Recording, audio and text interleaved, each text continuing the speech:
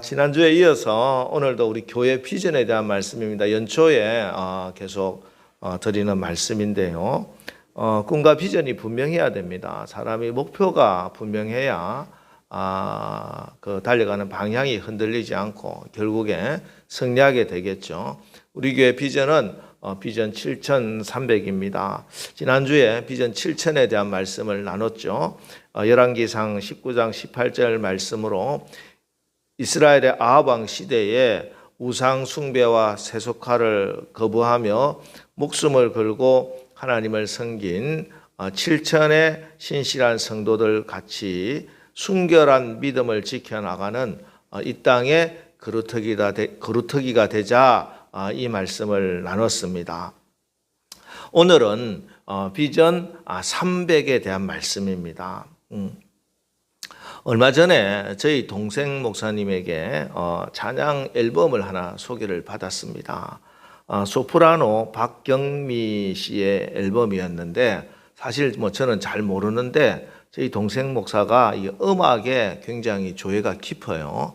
그래서 아주 또 굉장히 훌륭한 소프라노를 소개시켜 주는구나 하고 들어봤습니다.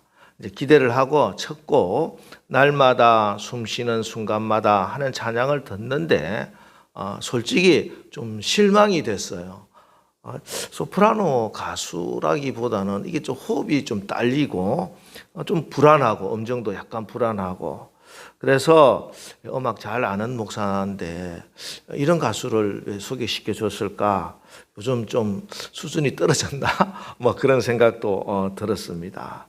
그래서 이 가수가 어떤 가수인가 하고 이렇게 좀 찾아봤어요. 뭐 특별한 이유가 있겠지 하고 찾아보니까 박경미 씨가 1974년도 서울음대를 졸업하고 83년에 미국의 줄리어드 음대를 수료하신 분이었어요. 그래서 한국에 와서 대학 교수도 하는 또 교회 성가대도 이렇게 봉사하는 그런 분이었습니다. 자기가 굉장히 일반적인 공연도 많이 하고 하다가 내 음악이 무르익었다 싶을 때 내가 하나님께 찬양하는 그 찬양 앨범을 곡을 녹음하겠다 이런 사명을 받았대요. 그래서 자기가 환갑이 다가왔을 때 이제는 내가 내 목소리가 가장 온숙해졌을 것이고 또 하나님께 찬양할 만큼 됐다 생각해서 찬양 앨범 녹음에 들어갔습니다. 음반 작업을 시작했는데 우연히 건강검진을 받았는데 담낭암 4기의 판정을 받습니다. 여러분 알다시피 이 담낭암이라고 하는 것이 참 여우가 좋지 못해요. 게다가 이미 4기 말기였던 것이죠. 엄청난 두려움이 왔습니다. 무기력하고 우울 증세까지 찾아왔습니다. 하지만 이때 이분이 이 모든 것을 이겨나갈 수 있었던 것은 내가 하나님께 찬양하리라 하는 이 사명을 붙들었다는 것이죠. 그러니까 이 음반은 항암을 하면서 항암 치료를 받으면서 육신의 통증이 밀려오는 그 가운데 호흡이 가쁜 그 가운데 녹음을 한 찬양이었던 것입니다. 건강 상태가 좋지 않아 찬양 원래 12곡을 녹음하기로 했는데 중간에 또 쉬고 중간에 쉬고 하시면서 결국 12곡을 다 녹음하지 못하고 6곡만 녹음하고 하나님의 부름을 받습니다. 이 이야기 스토리를 알고 다시 찬양을 듣는데 첫 곡에 날마다 숨쉬는 순간마다 내 앞에 어려운 일 보내 주님 앞에 이 몸을 맡길 때 슬픔 없네 두려움 없네 주님의 그 자비로운 손길 항상 좋은 것 주시도다 사랑스레 아픔과 기쁨을 수고와 평화와 안식을 이 찬양을 다시 듣는데 얼마나 이렇게 눈물이 나는지 몰라요. 그리고 제대로 알지도 못하면서 함부로 남을 판단하고 평가했던 나 자신이 너무나 부끄러웠습니다. 마지막 생명을 다하는 그 순간까지 나에게 주신 달란트 이 목소리로 하나님을 찬양하고 했던 그 찬양, 큰 감동으로, 큰 은혜로 다가왔다 하는 것이죠. 박경미 씨 앨범에 이렇게 기록을 해놨습니다. 암 사기 판정을 듣고 순간순간 죽음을 구체적으로 생각하며 울기도 하고 걷잡을 수 없는 혼돈도 왔으나 생명을 주신 이는 하나님, 내 생명 가져가시는 이도 하나님, 주님의 뜻임을 확신하니 어찌 되어도 기쁩니다. 녹음 중 항암 부작용으로 많이 힘드나 제 음성을 주시고 성가를 만들어 부르라 하시는 이도 주님, 처음부터 끝까지 제가 아닌 주님이 제 안에서 역사하심을 느끼며 감히 간증합니다. 바라기는 들으시는 분들도 제가 녹음할 때 마음을 그대로 느끼게 되시기를 소원합니다. 소프라노 박경미. 음악적인 수준이 굉장히 몸이 아플 때 했기 때문에 탁월해서 이 앨범이 굉장히 널리 알려지지는 않았어요. 사실 찾기도 굉장히 힘든 희소한 앨범입니다. 그러나 이 박경미 씨에 있어서 이 사명이라고 하는 것은 자기에게 밀려오는 두려움, 무력감, 또 그 모든 어둠의 생각들로부터 자기를 빛으로 인도하고 치료해 주시는, 지난주에 말씀드린 것 같은 그 보약 같은 선물이었다. 하루하루 다가오는 죽음의 공포 속에도 그 공포와 두려움에 내 마음과 생각을 빼앗기지 않도록 나의 마음을 하나님이 주시는 평강으로 지킬 수 있도록 지켜주신 그 울타리가 바로 사명이었다 하는 것입니다. 우리 교회 비전 300은요, 4.4 시대 기도원 때 미디안의 연합군 13만 5천 명을 물리친 300명의 기도원의 용사처럼 우리에게 주어진 그 사명을 전심을 다해서 감당하자 하는 그 비전입니다. 기도원이 포도주 틀 속에 숨어서 밀을 타작하고 있는 가장 초라한 모습으로 있을 때 하나님이 기도원을 찾아오셨습니다. 그리고 큰 용사여 이렇게 불러주셨습니다. 아니, 하나님, 저 같은 못난이가 무슨 용사입니까? 저에게 어떻게 하나님이 나와 함께 하심을 보여줄 수 있겠습니까? 그랬을 때 하나님께서 내가 너와 함께 한다 하는 표징을 두 가지를 보여주셨어요. 첫 번째는 기도원이 준비한 재물을 바위에 쏟으라 말씀하시고 지팡이를 내미니 바위에서 불이 올라와서 그 재물을 불살라 향기로운 연기로, 우리가 번제 배웠죠? 연기로 하나님께서 그 예배를 받으신 거예요. 그렇습니다. 우리가 하나님이 우리와 함께 하신다고 하는 그 표징은 바로 우리가 예배할 때 우리의 예배를 하나님이 받으심으로 하나님이 여러분과 함께 하신다고 하는 이 사실이 확실해지시기를 주님의 이름으로 축원합니다. 그래서 예배가 축복인 거예요. 예배를 드릴 수 있다는 것이 지금 하나님이 나와 함께 하신다고 하는 표징이었다. 나의 모습이, 나의 꼴이 아무리 기도원처럼 밀을 타작하는 그 포도주 틀 속에서 밀을 타작하고 있는 모습이라 할지라도 내가 예배하는 예배자로 설 때 하나님이 여러분도 큰 용사로 사용해 주실 줄 믿으시기 바랍니다. 두 번째 표징은 양털 표징이었습니다. 기도원의 양털에만 이슬이 쫙 차서 짜니까 그릇에 담을 정도로 양털에 이슬이 가득 내리고 온 세상에 이슬이 바짝 말라 있어도 그 표징을 통해서 하나님이 주인이시다. 하나님이 주인이시다. 여러분, 임자는 나귀를 묶고 결박하지만 주인은 나귀를 풀어 자유하게 하십니다.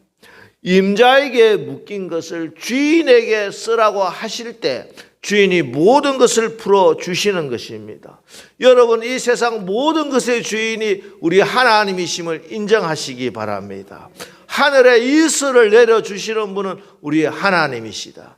온 세상이 다 바짝 말라있다 하더라도 하나님이 복 주시는 여러분에게 하늘에 이슬이 차고 넘치게 되시기를 주의 이름으로 축원합니다. 자, 그리고 이제 이 하나님의 표징을 받고 하나님이 나와 함께 하심을 믿음을 가지고 전쟁에 나갔어요. 이 전쟁에 나가보니까 이 전쟁에 참여하기 위해서 이스라엘 백성들을 다 오십시오. 우리가 미디안과 싸워 나갑시다. 하나님이 우리와 함께 하십니다. 이래서 몰려든 사람이 32,000명 정도가 모여왔습니다. 그런데 상대편을 보니까 8장에 넘어가서 보니까 13만 5천 명의 미디안 군사들이 있는 거예요. 3만 5천 명, 13만 5천 명, 한 10만 명 차이 나는, 한 4배가 이상 차이 나는 거예요. 이때는 사람을 더 모아야 되겠다. 더 많이 오시오 하고 해야 되는데 하나님은 이렇게 말씀합니다. 2절에 여호와께서 기드온에게 이르시되 너를 따르는 백성이 너무 많은즉 내가 그들의 손에 미디안 사람을 넘겨주지 아니하리라 이렇게 말씀하는 거예요. 아니 이게 무슨 말입니까? 지금도 사람 모자라는데 지금도 재정이 모자라는데 하나님께서 지금 너가 갖고 있는 게 너무 많다고 이야기하시는 거예요. 그러면서 왜 내가 그렇게 이야기하는지를 이어서 이렇게 말씀해 주고 있죠. 이는 이스라엘이 나를 거슬러 스스로 자랑하기를 내 손이 너희의 손이 나를 구원했다. 내 힘으로 이겼다. 할까 함이라. 이렇게 말씀하는 거예요. 이 전쟁의 승패가 어디 있다? 너희들이 가지고 있는 힘이 아니고 나 여호와 하나님의 손에 이 승패가 달려있다. 이것을 분명히 하고 나가자. 이 말씀인 거예요. 여러분, 우리가 사는 자본주의 사회라고 하죠. 보통 가장 중요한 게 사실 숫자입니다. 숫자. 뭐 실력도 시험 점수 숫자가 높아야지 실력이 좋다고 하고, 수입도 연봉이 높은 사람, 아파트도 보면 내 평수가 몇 평이다. 이게 아주 중요한 것 같고, 회사는 매출액이 얼마다. 심지어 교회도 우리 성도 수가 몇 명이다. 뭐 이걸 자랑을 합니다. 성도 수 많은 교회 목사님은 큰 교회 목사님입니다. 그렇게 이야기해요. 그러다가 큰 목사님입니다. 이렇게 교인 수가 많으면 늘 숫자를 가지고 내가 성공했다, 실패했다. 하여튼 어쩌든 숫자를 많이 모으려고 높이려고 그렇게 하죠. 근데 하나님 오늘 말씀을 보니까 하나님은 야, 그 숫자 너희들 갖고 있는 숫자는 아무 의미가 없어. 그렇게 이야기하시더라고요. 그래가지고 너가 뭘 해놓고 야, 내 힘으로 했다. 그러면은 아무 의미가 없어. 나는 그런 너희와 함께는 함께하지 않을게. 이렇게 말씀하는 거예요. 여러분, 특별히 교회가 이 세상에 영향력을 끼치고 그리스도의 소금과 빛이 되는 데는 숫자가 중요한 게 아니에요. 물론 교회 숫자 자체는 중요합니다. 왜냐하면 이들은 구원받은 하나님의 백성의 수이기 때문에 아주 중요하죠. 수적 부흥을 반드시 필요합니다.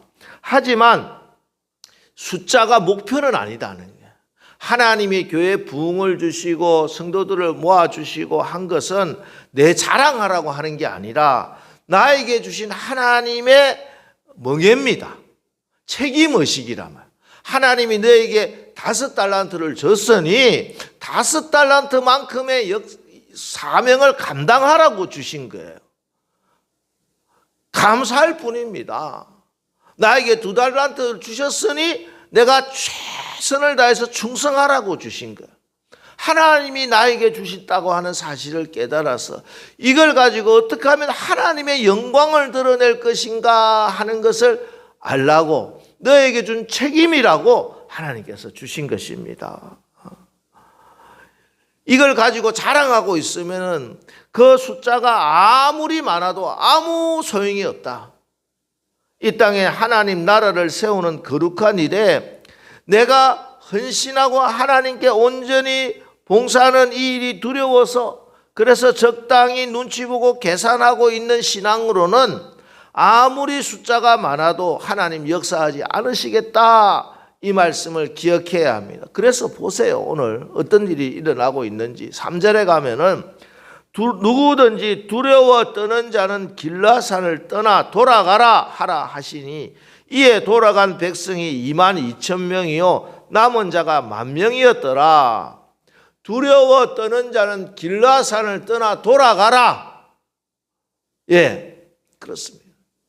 올 한 해도 우리가 승리하기 위해서 가장 먼저 물리쳐야 할 게 이 두려움이야. 두려움. 두려움을 떠나 보내는 것이 믿음입니다. 두려움을 이기는 것이 믿음이에요. 믿음으로 두려움을 이겨라는 것이에요.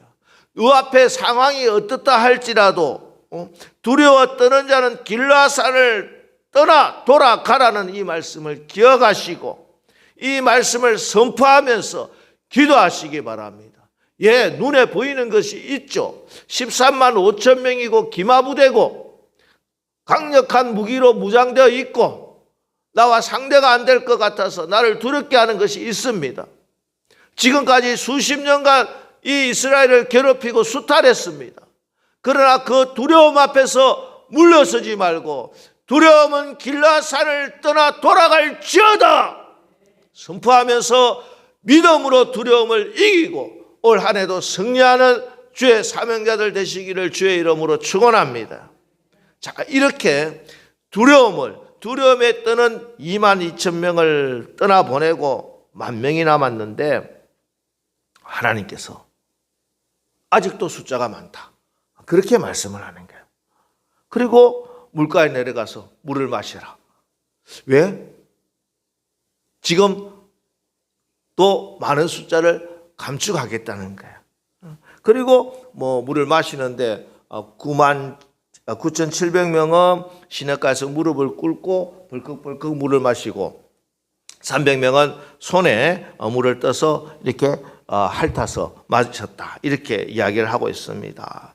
그래서 하나님께서 손에 물을 떠서 마신 300명을 남기고 무릎을 꿇고 물을 마신 9,700명은 저소로 돌려보내라 이렇게 말씀합니다. 여기에 대한 해석은 많이 있습니다. 중요한 것은 이게 물을 마시는 것이 하나님의 테스트였다 하는 사실이에요. 물 마시는 거 목마르니까 물 마시는 거예요. 그냥 너무나 일상적인 일입니다. 그런데 이 목말라서 물 마시는 것이 지금 300명에 속하느냐 9,700명에 속하느냐를 가르고 있다는 것이에요. 여러분 아마 이게 이번에 가서 물 마실 텐데 이 물 마시는 것이 하나님의 용사로 쓸 것인지 집으로 돌려보낼 것인지 테스트하는 시험이야 하는 것을 알려주셨다면 아마 다 긴장을 했겠죠. 그리고 정신을 바짝 차리면서 물을 마셨겠죠. 그런데 그걸 몰랐다는 거예요.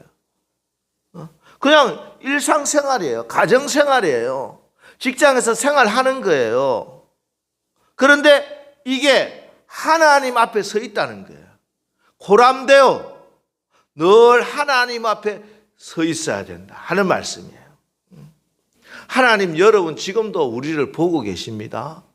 우리는 사람들이 보는 것은 굉장히 눈치를 많이 보고 있어요. 누가 나를 볼까? 그죠? 그런데 하나님은 나를 보고 계시다는 사실을 까마득히 잊고 생활을 하고 있어. 사람들만 안 보면은 괜찮아. 사람은 그런데 속마음까지는 못 봐요. 근데 하나님은 우리의 속마음까지 보고 계시다. 불꽃 같은 눈으로 우리를 감찰하고 계시다 하는 사실을 깨달아지시기를 축복합니다. 내가 하나님 앞에 코람되어 하나님 앞에 서 있다고 하는 이 신앙이 바로 서면은 우리는 모든 부끄러운 일에서 벗어날 수 있는 힘을 얻습니다. 내 힘으로는 불가능해도 하나님 나를 보고 계시다 하고 하는 이 진리 앞에 내가 선다면, 빛 앞에 서면은 어둠이 물러가게 되는 거야. 어둠을 내가 내 힘으로 물리치려고 하면은 물리칠 수 없어도, 어둠의 생각, 어둠의 여러 가지 행동, 어둠의 모든 말들, 이런 것들을 하나님 앞에 딱 서면은 한순간에 물러가게 되는 것이. 어둠의 세력도 내가 하나님 앞에 서 있다 하는 것을 확실히 할 때 어둠의 세력도 한 걸음으로 왔다 7걸음으로 떠나가게 되는 줄 믿으시기 바랍니다. 여러분, 하나님 앞에 서면은 삶의 우선순위가 딱 조정되는 거예요. 여러분, 나를 게으름 속에 묻고 있던 이것이 하나님 앞에서 다시 재조정되시기를 바랍니다.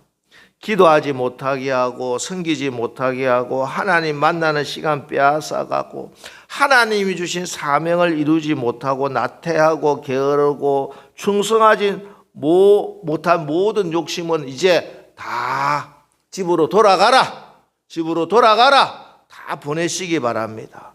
여러분, 올 2026년 한 해 하나하나 하나님이 돌려보내라, 이건 잘라내라, 포기하라 하실 때 상황적으로는 도저히 돌려보낼 수 없는 것, 포기할 수 없을 것 같은, 이거 포기하면 죽을 것 같은 그것을 오직 믿음으로 돌려보내면은 이제 10,000명밖에 남지 않았는데 9,700명까지 다 돌려보내라 할지라도 저를 처소에 돌려보내면은 하나님이 역사하시는 줄 믿으시기 바랍니다. 그때 하나님의 영광을 보게 되는 거예요. 우리의 삶의 목표는 단순히 이기고 전쟁에 이기는 게 목적이 아니라 하나님이 하나님 되신 하나님의 영광을 보는 것입니다. 올 한 해 우리의 삶의 목표를 분명히 하십시오. 우리 교회는 올해 기도하여 하나님의 영광을 보는 교회가 되어야 할 줄 믿습니다. 무엇을 하든 어떤 일이 일어날지 할지라도 이것을 통해서 하나님이 살아계시다, 하나님이 내 편이 되신다, 하나님이 주인이시다, 하나님이 영광을 받으시게 하는 우리의 올 한 해가 되시기를 주님의 이름으로 축원합니다. 여러분, 우리가 결단하고 돌려보내고 보내면은 왜 하나님의 영광을 보게 되느냐? 왜 그런가 하면요, 내가 결단하여 돌려보내고 포기하면 포기할수록 내가 세상적으로 의지할 것이 없어지기 때문에. 그죠? 내가 의지할 것, 하나님 외에 의지할 것이 많으면은 사람들은 다 그것을 먼저 의지하게 되어 있습니다. 근데 이걸 내려놓고 포기하면은 이제 결국에 나중에 남는 것은 하나님 한 분밖에 안 계세요. 그래서 하나님만 의지하게 된다는, 그게 뭐야? 기도하게 된다는 거예요. 보세요. 32,000명에서 10,000명으로 줄었을 때, 이게 큰일 났네. 하나님 어떻게 하면 좋겠습니까? 주여, 주여. 하니까 하나님이 시냇가로 가라. 10,000명에서 또 300명으로 줄었어. 야, 이거는 정말 하나님, 아무리 내가 계산해도 답은 없습니다. 내 힘으로는 도저히 안 되겠습니다. 이제 온전히 하나님께만 의지하오니 하나님이여, 하나님의 방법으로 하나님의 능력으로 이 전쟁을 승리하게 하여 주옵소서. 아마 기도는 모든 두 손 두 발 다 들고 하나님께 항복하며 전쟁에 나가게 되더라. 여러분, 하나님의 전쟁은요, 내가 하나님께 항복하고 무릎 꿇으면은 승리하게 됩니다. 그러나 내가 세상에 무릎 꿇으면은 다시 하나님께 무릎 꿇게 만들어요. 여러분, 하나님을 온전히 의지하시기 바랍니다. 사람인지라 우리가 내 눈에 보이고 내가 당장 의지할 것이 있으면 하나님을 의지하지 못합니다. 그래서 하나님께서 그것도 내려놓으라고 말씀하세요. 그것도 돌려보내라고 이야기하세요. 그것 없이도 하나님이 300명으로도 승리하게 하시니 오직 나를 의지하고 나가는 그 믿음으로 승리하라 하는 것입니다. 여러분, 영적 세계, 믿음의 세계는요, 계산으로 계산이 안 되는 세계예요. 믿고 맡기면 더 확실해지는 거예요. 내한테 가지고 있는 게 없어질수록 확실해지는 게 믿음이요. 근데 따지고 계산해보고 하면은 점점 더 불안해지고 불확실해지는 것이 믿음의 세계고 영적인 세계입니다. 여러분, 사실이 그렇습니다. 여러분, 목회를 하면서 계산해 보세요. 답이 나오나? 답 안 나와. 오직 믿음으로 나가고 확실하게 주님께 맡기면은 확실해지더라는 거예요. 물론 계산은 필요하겠죠. 그러나 계산이 정확해야 돼요. 계산이 틀린 계산을 하고 있으면 답은 없어요. 세상에 가장 확실하고 정확한 계산이 뭔지 아세요? AI에 맡기면 계산 정확하게 나오나? 안 틀려, 다. 가장 정확한 계산은 믿음의 계산이에요. 믿음의 계산은 하나님이 계시는 계산이에요. 이게 세상의 과학과 세상의 지식에서 왜 여러 가지 다 지네들이 계산하고 계획했는데 다 엉뚱한 답이 나오고 더 많은 부작용이 왜 생기느냐? 하나님 빼고 계산해서 그래요. 왜 세상에 잘 살려고 했겠지, 다. 더 좋은 세상 만들려고 했어요. 그런데 점점 더 사람 살만한 세상이 안 되더라는 거예요. 왜? 하나님 없이 계산하고 진행했던 일들이기 때문에. 믿음의 계산은 하나님을 중심에 놓고 하나님을 기준으로 계산하면 답이 나와요. 그 답을 가지고 나가면 된다는 것이에요.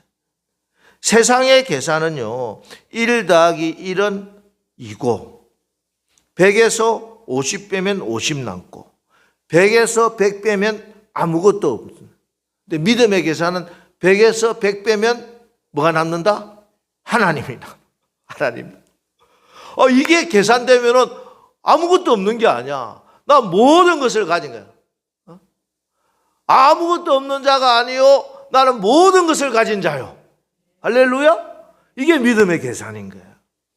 세상의 계산은요, 300명이랑 13만 5천 명이 싸우면은 13만 5천 명이 이기는 게 세상의 계산법이에요.